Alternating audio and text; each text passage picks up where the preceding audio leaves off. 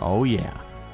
I love it. I love the it's always like a variation on a theme. Surprise! It's a thing. It's a thing. It's a thing. This is not fantasy enough. No, I like this. This is fine good. by me. This is fine by me. It's and like this is Tomorrowland? yes.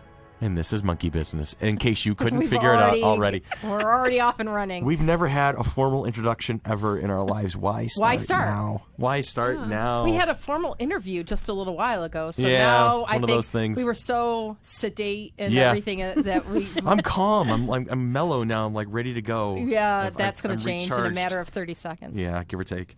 So anyway, this is Chris. I am your host, and this is Monkey Business. With me, as always, is Billy. Hi. And Tanya. Hello. And producer Sherry. Hello. And another producer, Chris. Hello. And Zachary is here. Hi. We do not have a Rob today. So we only have what, Rosencrantz? Or We have Gildenfern? Rosencrantz and Gildenfern. Which No. one do we have? Rosenstern. Rosenstern. We have no idea. Gildenkrantz is not here. And you'd be right. and also with us is the legendary Dolly. Who's in the wrong spot? Yeah, I took her chair. I took her chair. I did. But on the phone For is after so long. is we a haven't voice heard we her. have not heard in quite some time, and it's not a completely 100% healthy voice, I'm sorry to say, but Sybil is with us today. Hi, Sibs. Hi. Oh, how long you been under the weather, honey? This is going on week 3. Week 3. Oh my Lord, I'm a little rougher on the edges myself. After it's the caretaker's curse. Both of the kids were sick at one point or another, and so guess what happens? It's when you've been taking care of You get it. sick kids. You get it next. Well, So I was told I had a sinus infection, took the Z-Pack, but was told out I won't have a voice for at least another week. oh geez. Well, Yeah, you have to get well soon, honey bun. I will. All right. So we've done introductions. Now we're going to do some quick business because we're doing announcements now these days. So a big shout out to everybody because you're all cool.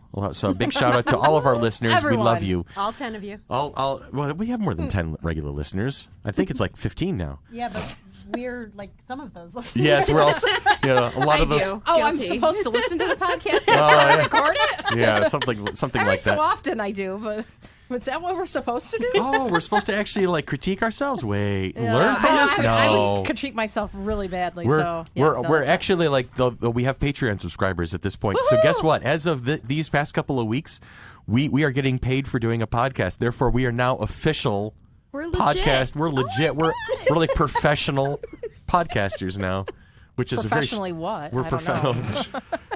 No, it's certifiable. Oh, Certifiable is what you're thinking. Inconceivable. Yes. You keep using that word. I do not think it means what you think. We should do a podcast on that movie. Hey! Guess what? Like right about now. What movie? Justice League? There you go. Thor. To the pain. Star Wars. Okay. Everyone was dead. quiet after mine. How about the Fantastic Four? It's not a cloud. And if you need us after this, if you heard the interview last week, we'll be at the Home for the Inconvenient. Whatever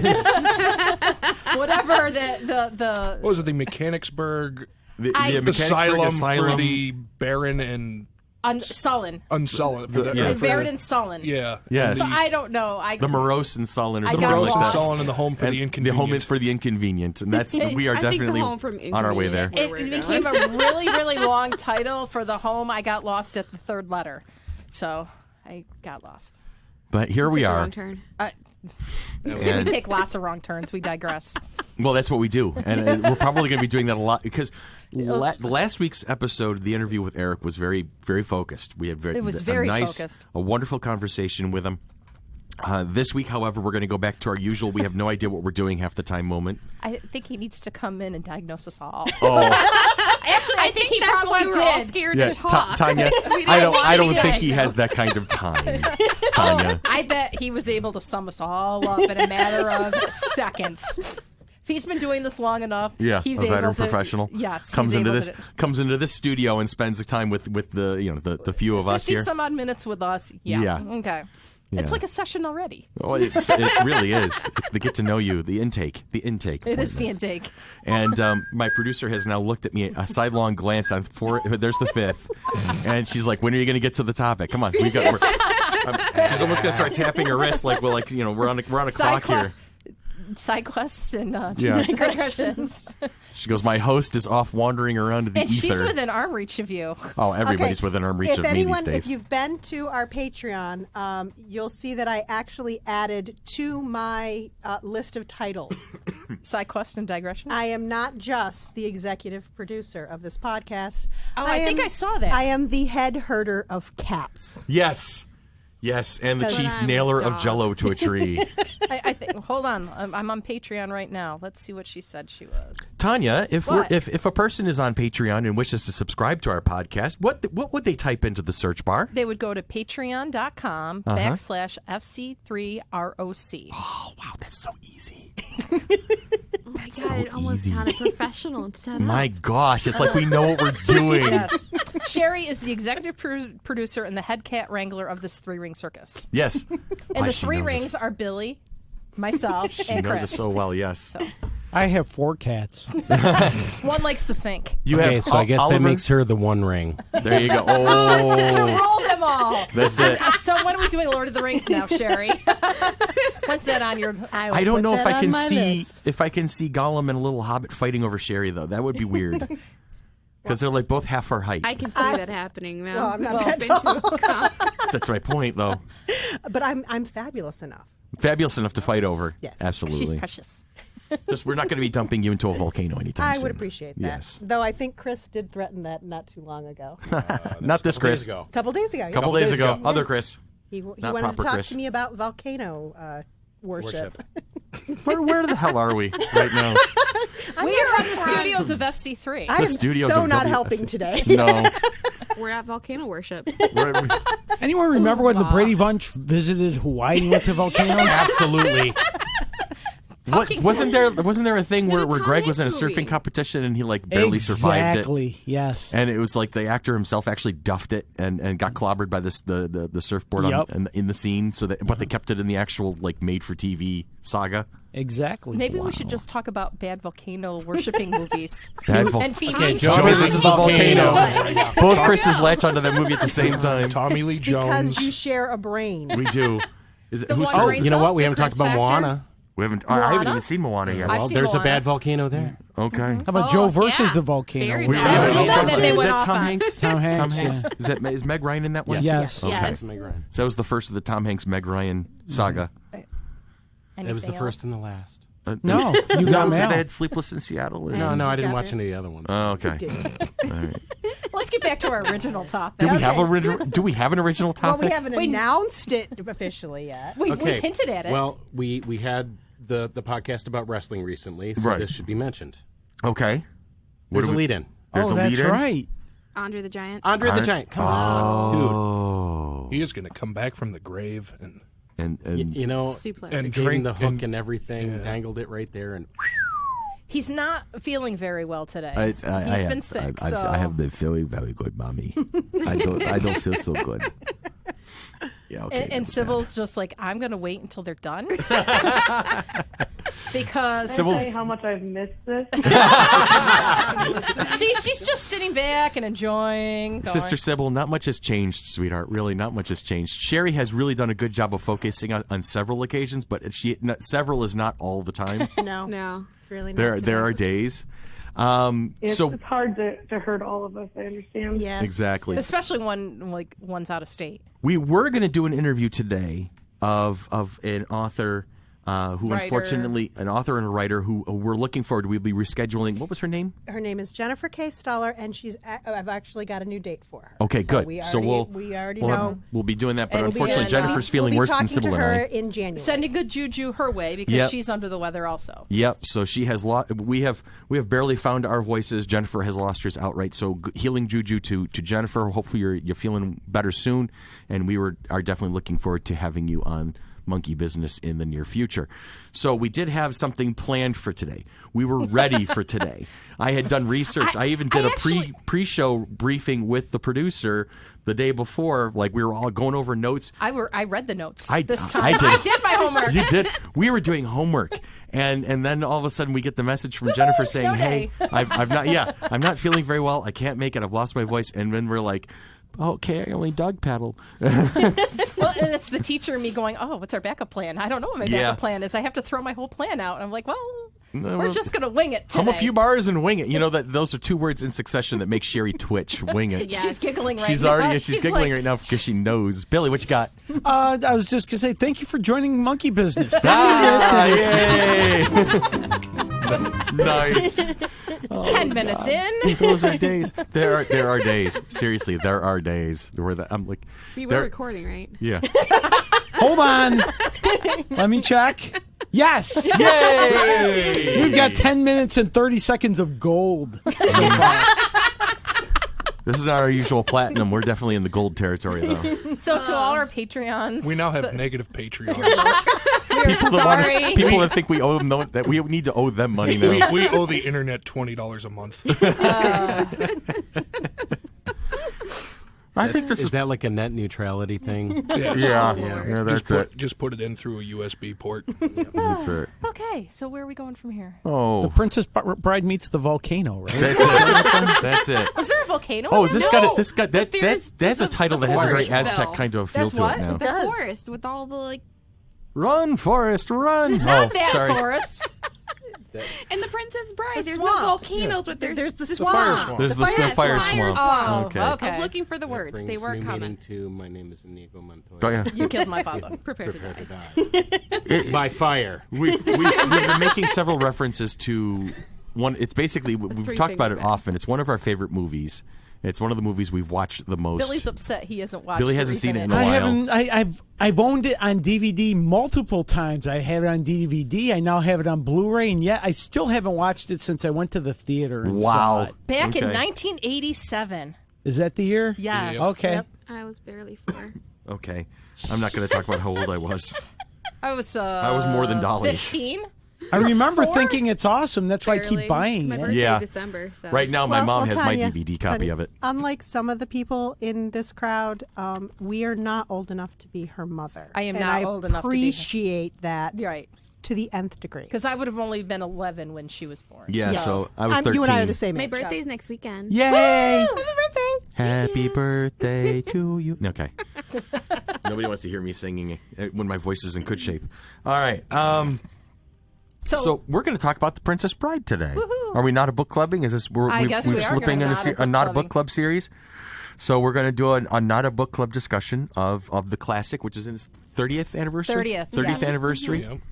of The Princess Bride. That the ultimately quotable classic. And all of the good stuff that goes with it, and there's going to be lots of digression in this conversation because Absolutely. each quote As you has wish. probably some sort of an anecdote to it because we all have certain things that relate to this movie in and out, depending on the reference, depending on the character, depending on the moment in the scene, and seriously. Dan and I will look at each other very often, and one of us will just say inconceivable and then fire off, you keep using that word. I do not think it means what you think it means. So, The Princess Bride, which was legitimately a book. Have you read it? I've never read it, but I've wanted to. It's amazing. Okay. Sybil, you've read it? Yes. And it was a good book. And it's that William Golding? Yeah, Yes. Goldman. Okay. I read it when Mark Oshira read it. Okay. For his Mark Reed's website, who Gotcha. we had on not too long ago. And if you don't know anything about it, all I will say, and I don't want to give too much away because I definitely recommend people read it. Sybil, I fell for it hook, line, and sinker. So did I. Did you? Thank you. I totally fell for it, but it was amazing. I'm this little kid. I think I was still in high school when I read it. So I'm reading it, and I'm like, this can't be true. No, this is. Oh no. Okay, now I don't feel. Oh no, this is. Now I don't feel so good because I fell hook, line, and sinker for it for like 4 years ago. Yeah, no, I was in high school when I read it. And she read it to me. Oh. She told me Were you not everything feeling what was good? going on. Now, a little bit of trivia. It was written for the author's daughters. William Goldman wrote the novel The Princess Bride in 1973 and told Entertainment Weekly that he had 2 little daughters and he thought that they were about 7 and 4 at the time. He goes, I'll write you a story. What do you want it to be about? One of them said a princess and the other said a bride. And he said, that'll be the title. Nice. Now, ladies who have read the book, is it structured like the movie where there's a narrator who's reading this book to a child? It's different. Basically, the premise of the book is he's actually rewriting an older book. Okay. That this was a very old book that his father had read to him, and he gave it to his son, this fictional son, because it's William Goldman is supposedly telling this story, and that he gave it to his son, and his son was bored with the book, and he couldn't understand how his son could possibly be bored because it was the most exciting book ever until he picked it up for himself, and he realized that his father had skipped over all of the really, really boring parts. Aha. So he got permission to rewrite the book. Okay. As he remembered it as being this exciting and romantic tale. But in the book, it supposedly is a true story, and these are real people, and this is a real these are real countries, and I fell for it. Okay. I'm like, Because oh of the my way it was God, written. I didn't know. And this, that, and there was like behind the scenes in the movie stuff that they're talking about. And I fell for all of it. I really did. Afterwards, when I told Chris, I said, honey, none of it was true. He's like, yeah, I know. Now, why didn't you tell me? Dolly had a question, and I didn't hear the answer to it. So, but when you were reading it to Chris, was Chris under the weather at the moment? Was he like sitting in bed under a blanket, eating his with a Bears jersey on? With a Bears jersey on? No, it was just in passing. You know, Okay. It was okay. I just read this last night. You got to blah blah blah blah blah. Oh, okay. Yeah. Oh my God, this Inigo Montoya, he was a real swordsman and blah, blah, blah. And I'm like, I fell for all of it. I'm so ashamed. Sucker! And that's impressive because it's hard to pull one over you. Yeah. It really is. So the fact that you got no, Chris is debating that one. No, Chris is going to argue that point. No, that's fine. That's fine. All right. So if we're going to do this properly, we got to do it in our book club format. So it starts with little Fred Savage. Oh, Fred Savage. Oh my God. I mix the two up all the time. Tiny Fred Savage. Yes. You know, and I forgot. It's like even when he showed up in a sitcom that got quickly canceled. Oh yeah, that He one. still looks the same. He still looks the same. He's just taller. Yeah, he has not aged. No He's just mole. gotten bigger. That's all. And his nose is bigger. No mole. No mole. Well, it happens to the best of us. But Moly moly. You totally went to a totally different movie there. oh boy. Oh boy. Sorry. So it's gonna be that kind of a week, huh? Okay. So here we are, and he's in bed, and the mom comes in and says, "Your grandfather's here." Oh, he's gonna pinch my cheek, and she's like, "No, he's not gonna pinch your cheek this time." Sure enough, Peter Falk, the legend, the late Peter Falk, comes in. The first thing he does, he grabs Fred Savage by the face, and Fred, the deadpan look as he's looking at his mother, Fred, he's just looking at her like, "He's pinching my cheek, Mom," you know, that kind of a thing. There was no other reaction. I just thought that was just a great moment. He's just sitting there like, "Yeah, okay, here we go." And then it is introduced. Grandpa is saying, "I'm going to read you this book. I read this to your father, and I'm going to read it to you." And it starts off right off the bat, and I think the whole lacing the interaction of the grandfather and the grandson throughout the whole movie, that was just one of the more priceless devices I've ever seen in a movie of that type, because it kept you connected, I thought, to the movie. But also, they do it sometimes they do it in the most unexpected places. Like, you're into the story. You're in, like when Buttercup jumps into the water and the shrieking eels are coming, and then all of a sudden it cuts to the bedroom and you go, hey, she doesn't get eaten by the eels. and so you're like, wait, what? even as watching the movie after like 100 times, I still get caught by that one. I'm like, wait, what? Where? Oh, okay. Is this a kissing book? Is this a kissing book? It's got sports. It's got revenge. It's got true love. What's that? It's a kissing book. So I really enjoyed the interaction between the grandfather and the grandson. I thought that was just a great dynamic. The two actors played off of each other really, really well. Mm-hmm. And I miss Peter Falk just for that part alone. You know, Columbo, years and years of successful TV show. Columbo, that, you know, be damned. The grandfather in Princess Bride is what I'm always going to remember him The funny as. thing is too, like, as a kid, my mom loved Columbo. So when the first time I saw Princess Bride, I see, you know, hey, it's Columbo. Little Savage there, and he walks. I'm like, oh my it's Columbo. He does other things? And he was wearing a trench coat. Yeah, and did nobody else pick up on that? They made him look older, and I'm like, oh, but he's not Columbo. And at the very end, when it's done and he's putting the book away, and he's standing there in the grandson's doorway, and he's patting him. All right, okay. I almost expected him to say one more thing. The funny thing is, I knew him from Princess Bride before Columbo. Before Columbo, okay. As weird as that is. Well, that's not that strange in this day and age. No, seriously. I can honestly say I haven't seen Columbo. See, there you go. My mom loves all those crime dramas. Columbo, Monsieur Poirot. Kolchak the Night Stalker. Wait. Oh, I love Kolchak. Hello. It's Billy's jam. Yeah. There it is. Sibs. Was it Silk Stockings? Sibs, my love, do you remember the first time you watched that movie, Princess Bride? Do you remember? I was young Okay. the first time I watched that movie. We had two movies that we would watch all the time. It was The Princess Bride and Spaceballs. Okay. Those are my two movies that we would Two watch classics. all the time. And I mean, I was a little kid at the time, and it's honestly what made me fall in love with any kind of fantasy type anything, honestly. Okay, I have a question, Sybil. Are you my sister? Because she constantly played those two movies when we were kids. Yeah, I did too. And why not? I mean, they're amazing. I mean, we're going to not a book club Spaceballs one of these days. Oh my God! I'm going to go to the retirement home. I saw those after I graduated from high school. Far after I graduated from high school. Yeah, same here. Same here. I'll see you at the old folks' home. The home for the inconvenient. and sullen. And sullen. That's me. Because Get you missed off these my movies. lawn. So I think the last time I saw Princess Bride, I think was 5 years ago when I did the movie night for my 40th birthday at our house. Oh yeah. It's like I think that's probably the last time I saw it. I've seen bits and pieces of it, but I think that's the last time I really sat down and watched it. The last time I saw it was because I had just finished reading Carrie Elway's book, As You Wish. And he has a very long thing in it about the training for the fencing scene.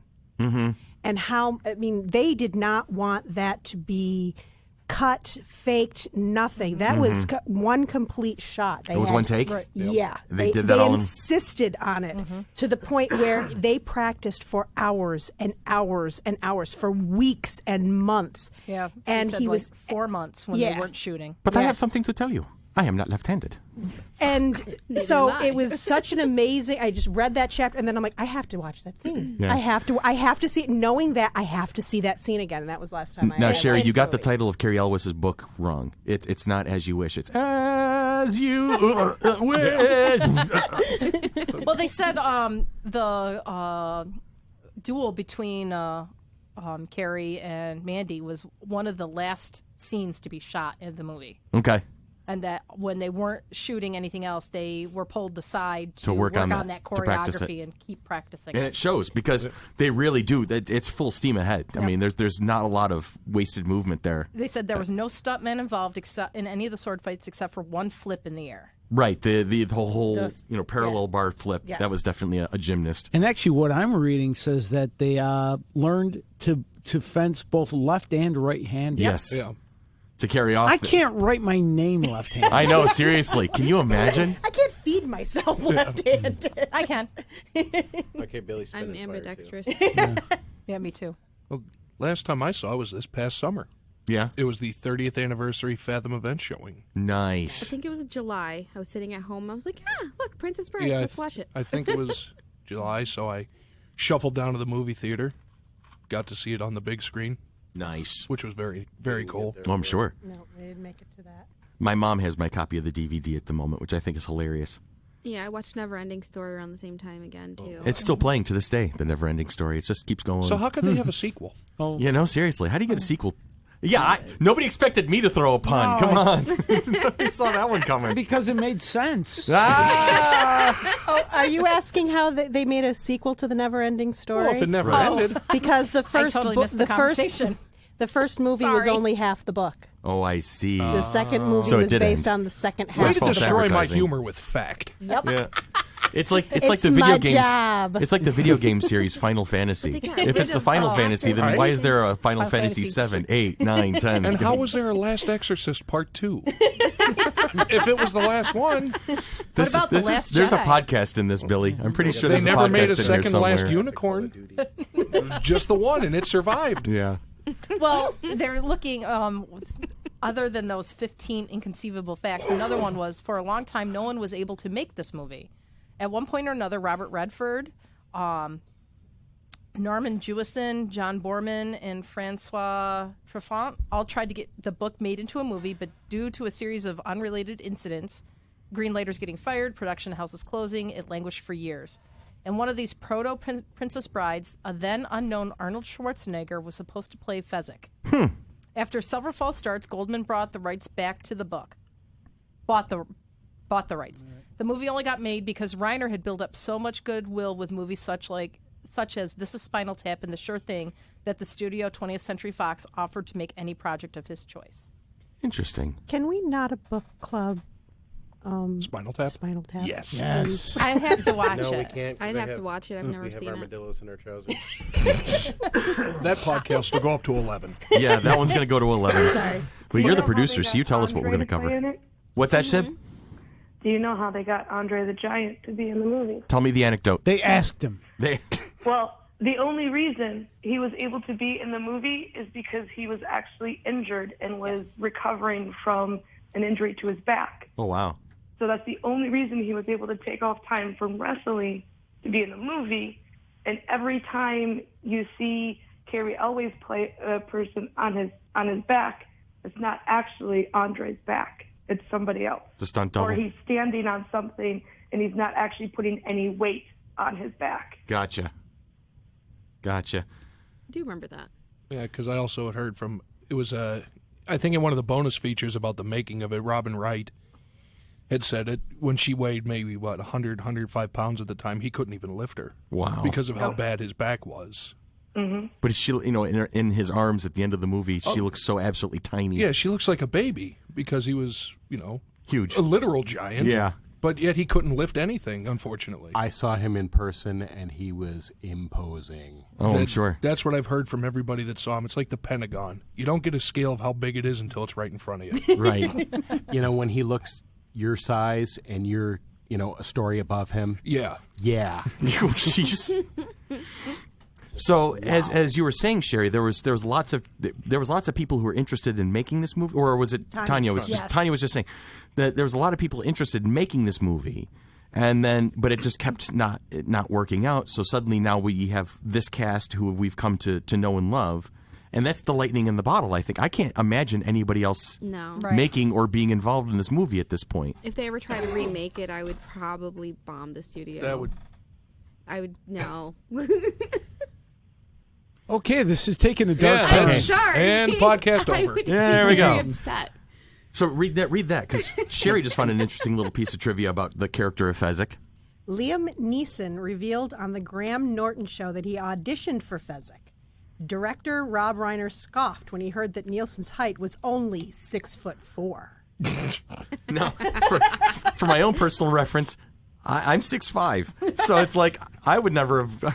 It's like, of course, I'm also freaking. I'm a stick compared to Andre the Giant, but well, isn't Andre the Giant like 7'6"? he was 7'6" and something like 500 pounds. He was a massive human being. 5'29".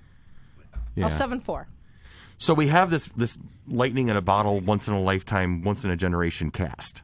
With Carrie Elwes and Mandy Patinkin and Robin Wright and Wallace Shawn. A lot of people kind of forget about him because he wasn't in that long. That was a definitive huge character. Part. Do you know that for his entire life, since he made that movie, he has never felt that he was worthy of it? Yeah. He actually thought every day they were going to fire him, that he wasn't of the same caliber as the other actors in the film, and they loved him. Yeah. Oh yeah. They thought he was amazing, and he never felt comfortable. Always thought that it was over. He was going to get fired any second. They were going to recast the role. You get those Was moments. this Wallace Shawn? Yeah.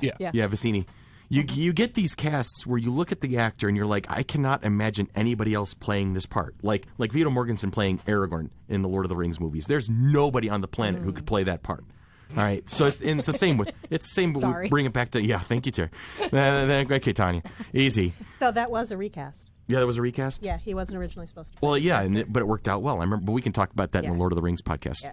Because Sherry's the one ring that rules us all. Yes, she is. But we're not throwing her into a volcano. I would appreciate We've it. already established that, haven't we? Didn't we talk about that already? That Are was we about- backtracking? Chris versus the volcano. Yeah. Chris versus the That was in the first 10 She's minutes. there to actually put out the volcano. Yes, there it is. There And it she is. has not had to put me out yet. So. Oh boy. Not yet. So I mean, could we see anybody else playing Inigo, playing Wesley, playing Buttercup? Well, Courtney Cox and Meg Ryan auditioned for Princess Buttercup. So did Uma Thurman. See, I can't see it. No, No. I Meg really Ryan, can't. maybe a And young Meg Christopher Ryan, Reeve was considered for Wesley. Christopher I thought you were going Reeve. to say for Buttercup. I would pay to see that. And the author claimed that Carrie Fisher was the ideal choice for Buttercup. Okay, And didn't William Goldman also say he wrote Fezzik especially for Andre the Giant? I'm sure I've heard At that some point, somewhere. I may have said that. Possibly. Kareem Abdul-Jabbar was offered the role of Fezzik at one point. Huh. But it conflicted with his NBA schedule. Oh, yeah. Either that or Under the Dragon. I love that movie. I thought it was Airplane. Both. Both. Somebody who speaks jive. No, I love Billy Crystal in it too. Oh God, that was God, the yes. and Carol Kane. Are you Yep. kidding me? Oh, my That's God. like And they let him improvise that whole thing. Rob Yes. Reiner had to leave the set. Rob Reiner had to leave the set during the Miracle Max scenes because he was laughing so loud that it was actually interrupting the sound recording. Well, in the Wouldn't have stopped us. No. in the 2005 episode Criminal Minds Nelson Sparrow, the younger version of Jason Gideon, the character originally played by Mandy Patinkin, is played by Fred Savage's younger brother Ben. So Okay. there's a crossover there. There's That's obscure, fun. but nonetheless valid. And then one of Peter Falk's Columbo episodes features a character called Montoya.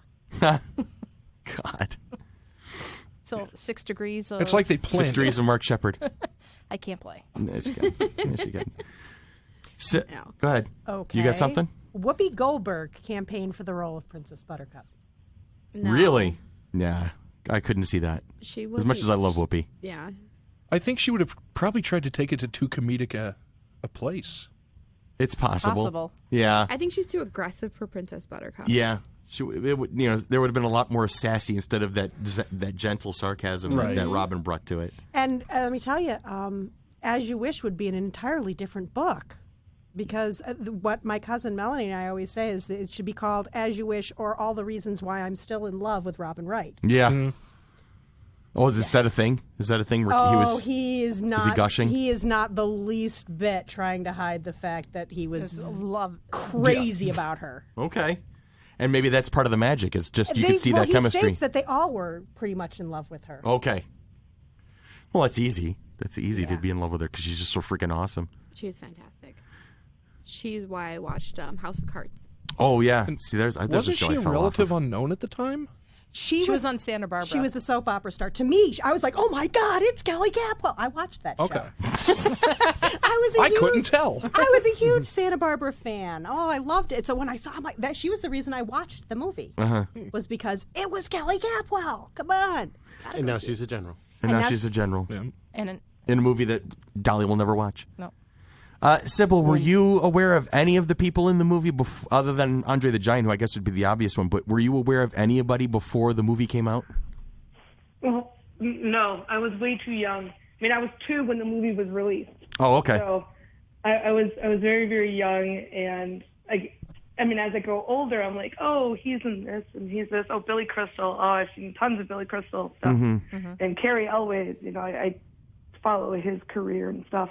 But no, when I was younger, they were those characters. See, I only knew Christopher Guest, Billy Crystal, obviously, and because I'm a comedy nerd, Peter Cook was a British comedian who had a duo act with Dudley Moore. Oh, right. before He was the Dudley bishop, wasn't he? Yes. Mallard. So, as a fan of comedy, it was Billy Crystal, Peter Cook, and Christopher Guest, Okay. who I was very familiar with, and Carrie Elways and Robin Wright.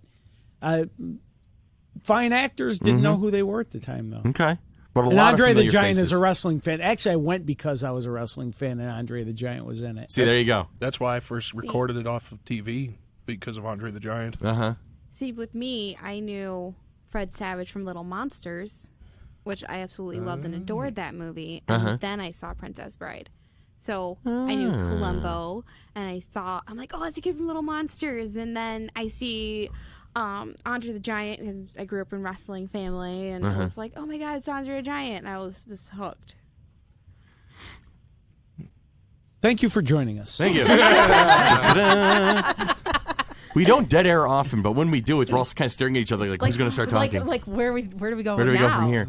To the Mouth fire agape, swamp. drool from the corner. You know, I don't think we may have started touching on the plot. Yeah, we almost the did. grandfather was reading the story. Yeah. And then we want something with action and no kissing. But I think with this movie, the trivia is almost as good as the actual film itself, because there was so much that went into the making of it. Yeah, and the film is so monumentally quotable. It's like one of the most quotable movies ever, because there's just so book many about different the things. making of the movie? Not like Other than Carrie Elwes's? Yeah. Carrie Elwes, As You Wish is pretty much a behind-the-scenes making A of the retrospective. movie. And it has a lot of quotes from Rob Reiner. It has quotes. It has a lot of stuff from Chris Sarandon, who was so good in the movie. And it's just a nice guy. Yeah. The nice guys always play the best bad guys on TV. That's because they really understand, that empathy. Yeah. But I still have trouble with him as Jack. Skellington. Oh, right. Right? Right. When I first heard that, I was like, really? Yeah, because it's not him. It's so awesome.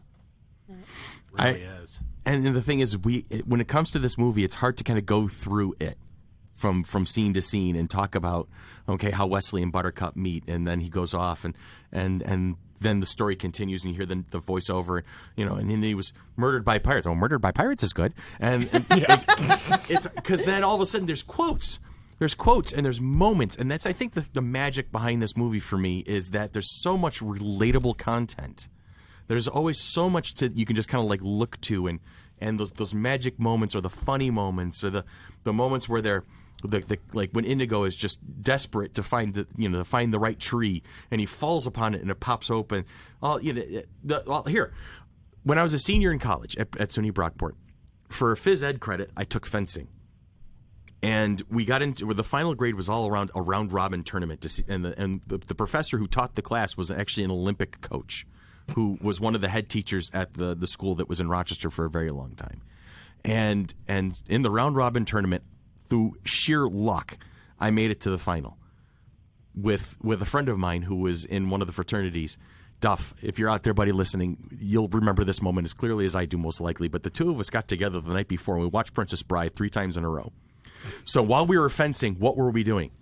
We were going through the lines between Wesley and Inigo during their duel. And our coach is just, she's hanging her head, just shaking her head off to the side. But who are you? No one of consequence. I must know. Get used to disappointment. Boom, back and forth as we're beating the hell out of each other with these foils.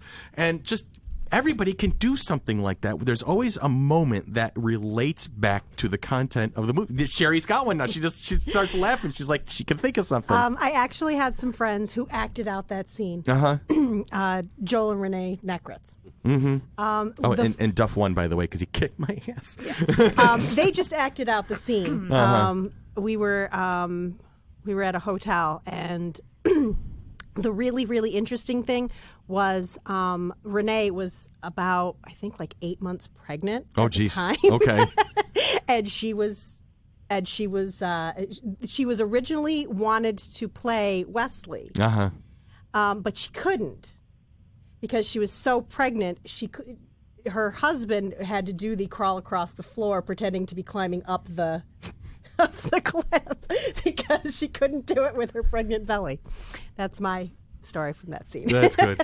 Actually, and to answer my own... And Joel used to run the fencing booth at the Ren Fair. Long time ago. Renee more than half a lifetime ago. Was the palmist. And to answer your own question, I did a search on Amazon. There's a book called The Princess Bride, A Celebration, which, now for the first time, a veritable treasure trove of images from everyone's most loved moments, as well as never before seen behind-the-scene photographs, script pages, production designs, and reminiscences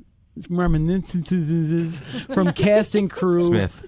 this giftable package. So there's a book out there, Okay. and there's also another book which may be even of more interest called "The Dharma of the Princess Bride: What the Coolest Fairy Tale of Our Time Can Teach Us About Buddhism and Relationships." Interesting. That would be an interesting read. That's good. Yeah, I think I'm going to have to look into that one. By Ethan Nichtern. Nichtern? Yep. And there's the Totally Geeky Guide to the Princess Bride. Oh, I missed that. I thought one. that was us. Yeah. I was thinking the same thing. You've read my mind. It's up a little further. We just had to put it in book form. There you go. Too much work. See, and that's the thing. With the whole Not a Book Club, we should really be talking about the story, but it's difficult. We just wander off in these different directions. We talk about all this fun stuff. Yeah. Well, I was the kid, too, that didn't want the kissing book, so I could relate to his story. I'm the adult who still doesn't like the kissing book. Well- but I love this movie, and because of the love story that's there, that Wesley and Buttercup, I think that is so fantastic and so romantic, and the whole, that I just love them, and I don't believe in that type of stuff because of that movie. It's like that doesn't really happen, does it? The ROUSs? The Roads of Unusual Size? They don't exist. In D&D, they do. Yeah, they do. In New York City, they do. Yeah. So okay. A dire rat is an actual living thing. Do you want to hear some trivia about the ROUS? Please tell me more trivia. I love trivia. Okay, so there were actually people inside, Oh, yeah, Yes. yeah. Yeah, that was, yeah. except for one of them, and that was the one that attacked, air quotes, attacked Wesley. Okay, it was a big stuffed thing that got thrown at him. Yeah, you can tell that. Exactly. They just lobbed it. That is awesome. They did it over And over and over again. And poor Carrie Elwes has to fall with it every single time. I could just picture it. It seems like that is why I want to get into filmmaking too, because I like being the behind the scenes person throwing the giant rodent at somebody. Like, I liked both ends. I wanted That I the have a person book. getting the I have a rodent book for throw it. you to read. I don't do books. So I don't do knows what books, we she need- says. As long as it's not a kissing one, she might read it. It's not a kissing book. We know what we need to get Dolly for Christmas. Someone Yes. can read A it to giant me. rodent. A giant. That's it. A giant So she can stuffed throw it at rodent. Chris across the studio. No. Oh my God, we got a commercial. There's our promo video. We're going to have cosplay, and we're going to have panels, and we're going to have rodents of unusual size. What? They don't exist. Bam! You heard it here first, folks. Done. We don't even have to film it. We just did it. That's right it. now. That's it right there. All is done. Oh, boy. And we'll have ROUSs. Rodents of unusual size. They don't exist, Dolly. Bam! Okay, I see this one happening now. Yeah, you're welcome. And yeah. Of all the things that Chris is going to be put through over the next few years because of this convention, fire spinning, skydiving, ROUS, I'd rather go skydiving. Somebody was trying to get me to go skydiving. Yeah, have fun with that one. Hey, I'm going to step out of the plane and just walk away. You can have FC3 binder. That was a height banner joke. on. Oh, yeah. An FC3 banner Yeah, along Have the a hang- banner back. on your Hang from my, The from my parachute. back. I'll, Yeah, that's I'll it. take that one. the squirrel type of parachute with the A monkey. Yeah. I'll take that one if you don't want it. Please. I will. Have it. You'll jump out of the plane? A yeah. Chris. Chris is Hell yeah. Just say which Chris is it going to was. jump out of a plane. They're not just saying which Chris. All right. We are so far off tangent right now. What he has. Oh, my God. Where are we? Where are We're at we? a kissing book. We're about halfway through Joe versus the volcano. That's it. And then Tom Hanks did the thing. Oh, God. And then Bruce Dern. Oh wait, that was the. And they that lived was the happily Burbs. ever After. after. The end. Dun, dun, dun. You'd make a wonderful Dread Pirate Roberts. I'm saying that to Sherry, but oh my God. Okay, there really was a Dread Pirate Roberts. Was there? Yes. Is that a real thing? Yep. There was a pirate named Black Bart. Black Bart, Bartholomew Roberts. Oh, I knew about Black Bart. Yep. I've heard the stories of that one. Yep. We have a game called Dread Pirate. Do we? I do. It's a. Is that the one that board- your friend of the No, that's Dread Curse. Dread Curse? But Okay. Dread Pirate is this is fabric board. Mm-hmm. And you've got little ships that are traveling from island to island, and you're trying to get the gold without the becoming the Dread Pirate. But if you become the Dread Pirate, then you can go attack people and things like that. So it's really cool. It's in a book type box. Okay. So it's black. It looks like a book. Nice. It's really cool. But speaking of the Dread Pirate Roberts, Tell that's me. another thing that from the movie that I like I was fascinated by that he was more of a figure than he actually really was a person. He was a concept. Right. And that was handed fascinated me as a kid, too. And I loved that. I'm like, so the Dread Pirate Roberts isn't one sole person. He's an idea that gets passed on, and he's pretty much immortal because he's just passed on. I'm going to circle all the way back to David Tennant's first tour as the Doctor in The Christmas Invasion. And he introduces himself to Harriet Jones, Prime Minister. And she looks at him. She's like, "Who are you?" And I'm the Doctor. "Oh, are you another one, or is the title just handed down?" As soon as she said that, my wife next to me goes, "Oh, is that like the Dread Pirate Roberts? It just keeps getting handed down?" That's why with Doctor Who and James Bond, I have a theory called the Dread Pirate Roberts theory. Basically, it's not so much a person, it's just a mantle. Okay. That can be handed down, and that's why I don't see a problem with other people playing that particular That's what I've always character. said about 007. Yeah. That it's not that James Bond is more a construct than an actual person. Mm-hmm. So I hadn't thought about that with James Bond. where was I? Oh, Yeah, Australia. You know, how many numbers And Australia are is you got 3 numbers, right? So you could have up to 999 agents. True. I'm just going to stay at Agent 86. 99. 99 is hot. for me. 99 was hotter, but 86 was more fun to watch. Shoe phone. Shoe phone, absolutely. Oh, we're in trouble now. We are so in trouble right now. Why do I'm hearing X-Wings. But people listen to us, and they love Katy it. Perry is not saving me on this one. There's no rescue for The X-Wings will be in December. There's yeah. See, I heard X-Wings and looked out the window. There's no saving me on this one today. He really did. He really looked out the window. Yes, he did. And I saw him I look saw over. him. I hear X-Wings. Out of the corner of my eye, I see movement. Yeah, he's looking out the window, and I'm just like closing my eyes because I'm like, I know what's coming next. And I'm Googling Barbara Feldman. Feldman. Okay, getting back to the Princess Bride. Looking at the fights, the duels, they were choreographed by Bob Anderson, who also choreographed the fights in Star Wars. Okay. Nice. The Jedi fights? Mm-hmm. Oh. All right. There's some good ones. Did they use stone horses? I don't know. Doesn't say anything about that. Just asking for the white horses at the end. Yeah. Oh, Lord. Oh, yeah, because, there's not a horse on the planet that's going to carry Andre the Giant. No. Yeah, that was Not a stunt, even man. the biggest draft horse, man. That was You think that horse just looked at him and went, No. Wait, you mean when that horse looked up at him? What? Yeah. Yeah.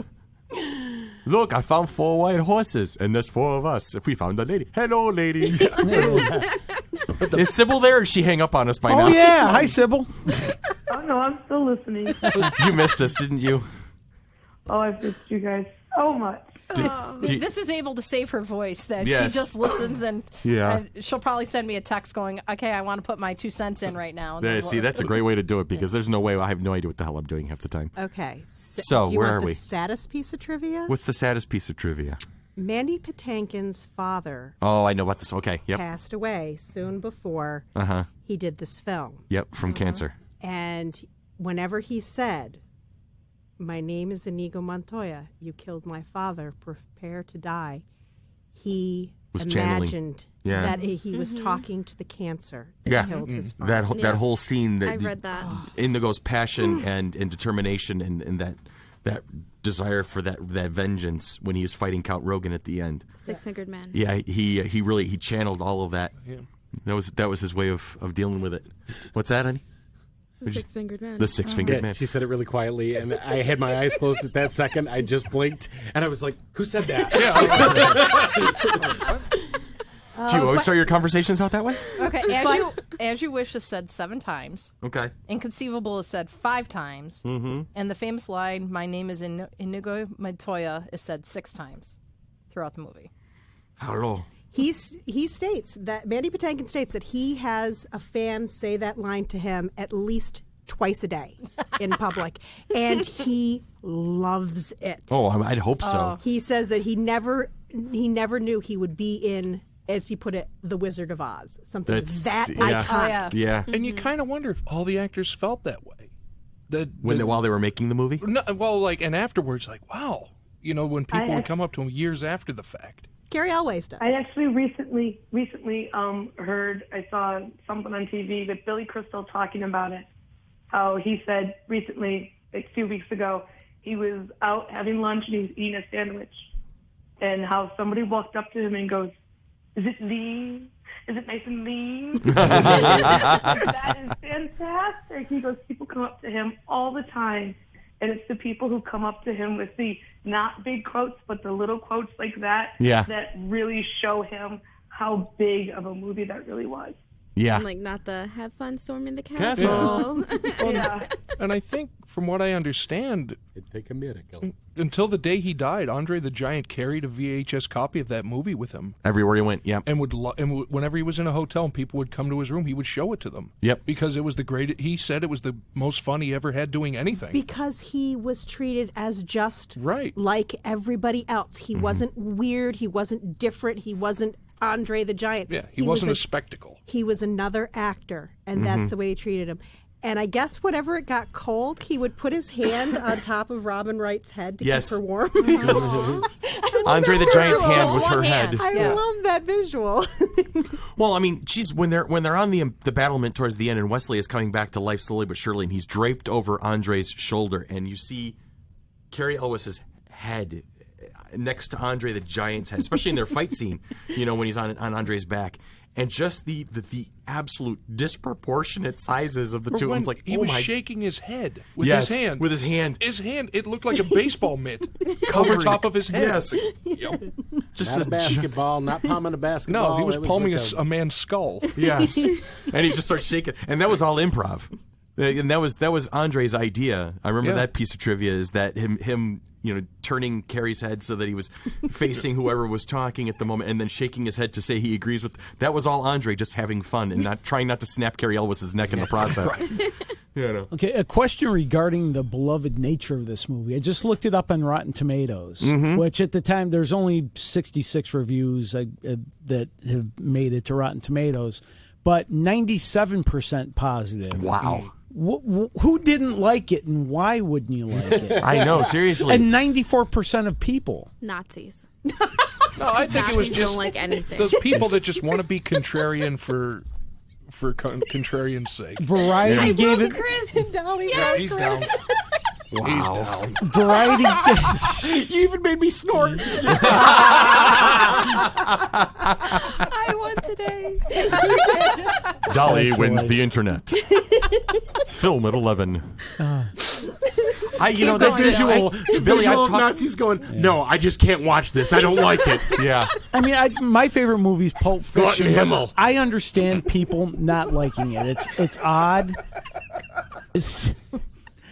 Bye. lost Chris it. is going to go hide in the corner now. He's red. We have lost other Chris.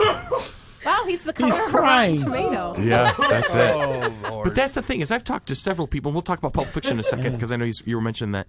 But I've talked to several people over the years that this movie has been out. Every time I mention it, everybody lights up. It's like, oh my God, yes, I love that movie. I mean, I haven't seen it in years, but I know I loved it when I saw it. And I will watch it again now thanks to this podcast. See, and we didn't give away anything about the plot, so No. you're in good order there. It's an action movie with no kissing. I hear she died at the end. Yeah, No, that's there's it. kissing at the end. Yeah, Let well, him- like, you No, let him do the the boat kissing. sank. The boat sank. Oh, And then man. Captain Jack stepped off of it and walked right down the dock. Wait, And Norman Bates is his own mother. But yeah, like Right. Pulp, They were all dead. And I'm my Yeah. own grandpa. Originally. We're good. But Billy, you were bringing up Pulp Fiction. Well, just in general, I was just saying I can understand how someone wouldn't enjoy a movie like Pulp Fiction. Right. It's not necessarily for the masses. There's weird time shifts and unlikable characters.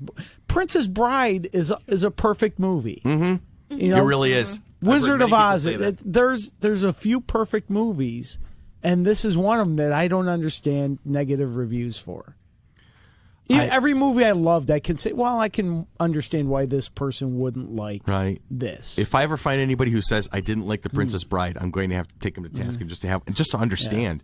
But that's really, you're not the first person I've heard ever call this movie the I still perfect remember movie. one of my favorite movies. Maybe it was Chris is still gone. he's still laughing. He looked at Dolly. A movie I like, strangely enough, is called Talk Radio. Okay. And it's Eric Bogosian. It was a one-man show, and Alec Baldwin. But at the end of it, and I thought they nailed the characters, thought it was well acted, well written, blah, blah, blah. But I can understand some people being bored with it. And my wife, when I first showed it to her, hey, this is one of my favorite movies. Her quote after we watched it was, I don't want to live in the world where these people exist.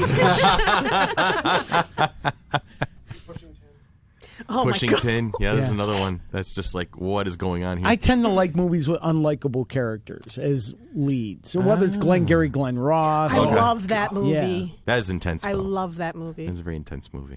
But Princess Bride, who doesn't like Princess Bride? I'm done with my rant. He goes again. He's breaking. Chris, do we have to banish you to the production studio? That's it. That's funny. Every time somebody says who doesn't like this Princess movie, Bride. that's it. He's gone. Chris, you need to concentrate. I hear you going, Nazis.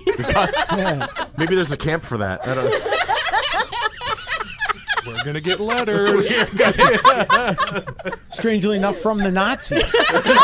Even they like the movie. Seriously, it's like, wait a second. This movie appeals to everybody. I don't understand why you would say such things. I know nothing I see, nothing I hear. Well, nothing. apparently I just channeled. The Princess Bride is charming. I see charming. I just channeled Sergeant Schultz right there. From Hogan's Heroes. My God. There are days where this podcast goes completely off the rails. And great, now I have John Barrowman singing "It's Springtime for Hitler" in my head. As you should, as everybody should. That's it. We're going to have a Mel Brooks podcast coming up soon. Oh, yes. That has to Talk be a about thing. going off the rails. Yeah. There's no on the rails if we're talking about Mel Brooks movies. Oh, my God. Beautiful. We're 56 minutes in, and we've described the first scene of the movie. Thank you, ladies and gentlemen. But that ought to pull some of the listeners in that haven't seen the movie to see Who hasn't seen it? I know. What rock are they Riker living? hasn't seen it. Tyler hasn't seen it. Two of my kids haven't seen Maybe it. the current up-and-coming generation You of failed preteens. as a mother. No, it's... Oh, shots fired. Yeah, well, Riker can't sit through anything more than 5 minutes Okay. anyway. I'm going to Google. I will say that I realized a couple years ago Monk that I hadn't had seen it? that I had failed as a mother because I had never showed Monk a Steve Martin movie. Parenthood is one of my favorite. Oh, that's an excellent movie. But you know what? How Unfortunately, dare you? Hey, Not you're show gonna be Parenthood. in that later? Roxanne, come on. And the unfortunately, electric ear cleaner. unfortunately, the movie that I actually showed her, she just didn't get. And it's my favorite Steve Martin movie, and she just didn't get it. Let me get Dead Men Don't Wear Flags. Yes! Good Lord. I haven't seen that movie. That is an awesome movie. I like it myself. It's okay. I told my brother he failed as a parent because he hadn't shown his son Goonies, and I'm like, we're fixing this right now. Oh yeah. Now my nephew walks around, baby Ruth. I think Tyler's you seen guys. a lot more of the movies, but Riker, who's 9, he hasn't. Yeah. All right. So let's go round robin around everybody here. We'll start with Sybil. And my question is this. Round Robin. Round robin, right? Anyway. As you wish. My question is this. I can't. All of a sudden, suddenly I just blinked. Yeah, there it is. Thank you, guys. His Appreciate question that. is, where is my brain? Where did my brain go? Top 5 perfect movies of all time. Where does this one rank? Number 1, number 2, 3, 4, 5. That would be to Sybil first, right? Yeah. Go to Sybil. Yeah. She's thinking. This for me personally, this would always be number one. Yay. This will always forever be my all-time favorite movie and the best movie in the world. Like when I get that question, what's your favorite movie? Princess Bride. The first thing I say. I've developed friendships over just quoting the movie to each other. There you go. And that happens. I made a friendship that way. We just kept going back and forth with quotes of the movie, and they're finally like, okay, we're friends now. yes, we are. Zach, top 5? No, this is definitely number one. Well, see, I have a tough time ranking them in the top 5. I think top 5 is exclusive enough. Okay. But, because it kind of changes for me, and I don't want to watch something so much that I might get tired of it. Gotcha. But, that definitely I would say in the top 2. Mm-hmm. Just for quotability, the other one I would throw in there would be Caddyshack. Nice. Just for quotability sake. But Princess Bride, as an overall story, not much can top it, if anything. Dolly? It's up there. I got Princess Bride, Goonies, Spaceballs. Like, those are, like, my favorite movies as a kid. Mm-hmm. Like, I had to watch those 3 movies all the time. How about you, Billy? It's funny. I wrote a blog once with my top 10 favorite movies, which over the course of time is... And like I said, Pulp Fiction's my favorite movie. Okay.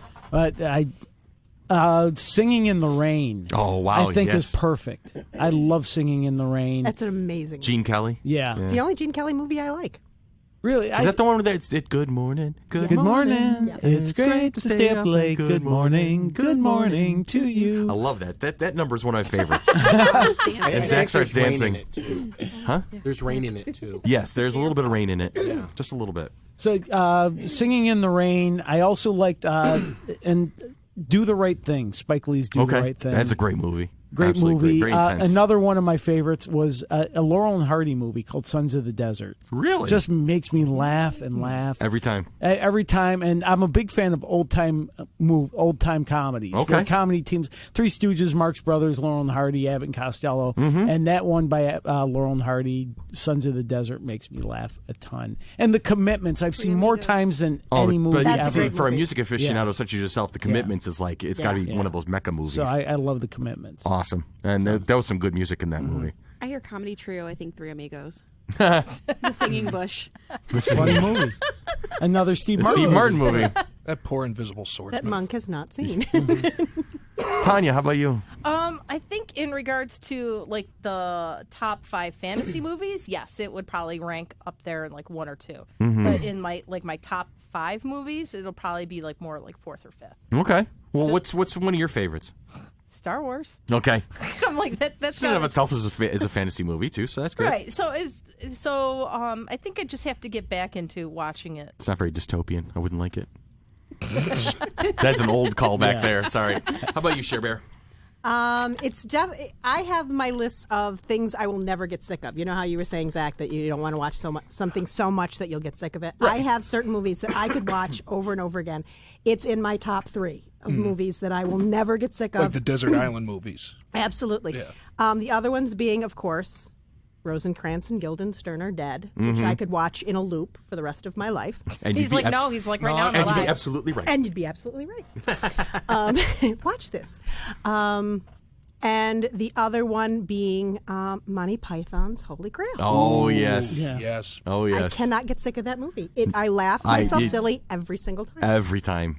Blue. No. Yo. How about you, Chris? That rabbit is dynamite. Oh, good Lord. Are we in there? Are we on the map with this one? Oh, absolutely. I don't have a favorite movie because I like too many movies. Gotcha. And I can't pick a favorite. I really can't. And it's in flux all the time. Mm-hmm. So, but as far as being up there, absolutely. I mean, I've watched it at least 100 times. Yeah, easily. With no exaggeration. No, I'm sure. So, but like was said earlier, Spaceballs,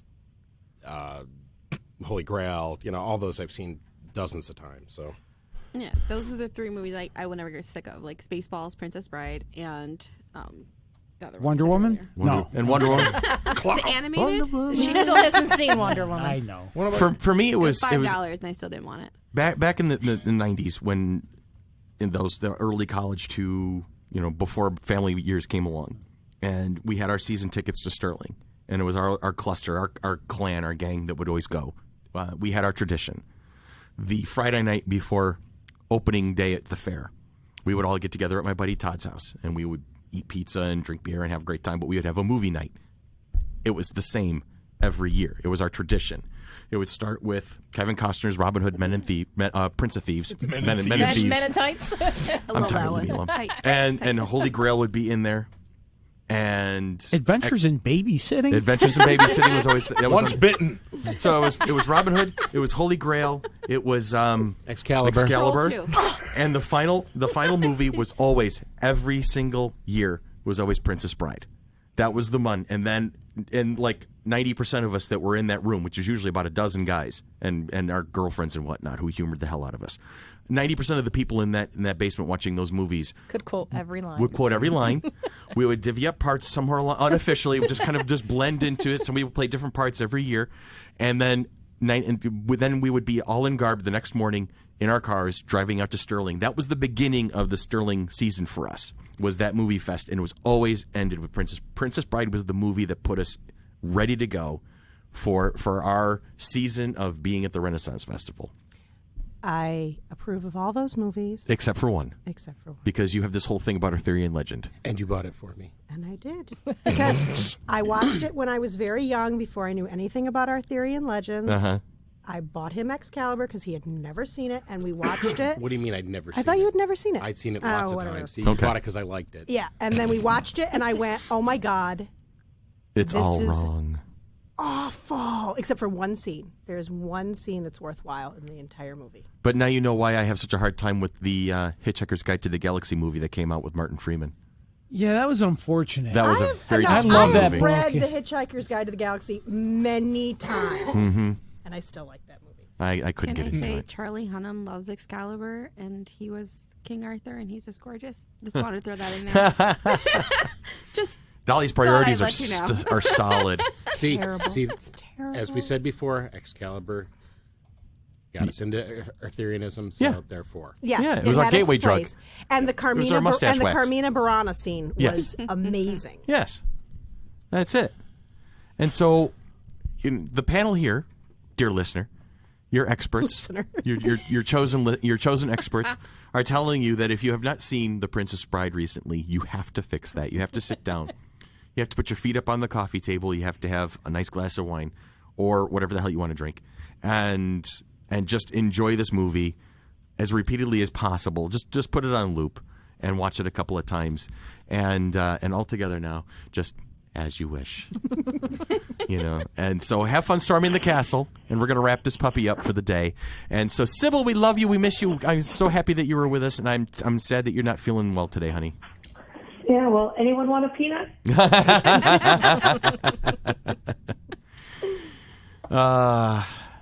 That's it. And that's that. I got cut off by my own out cue.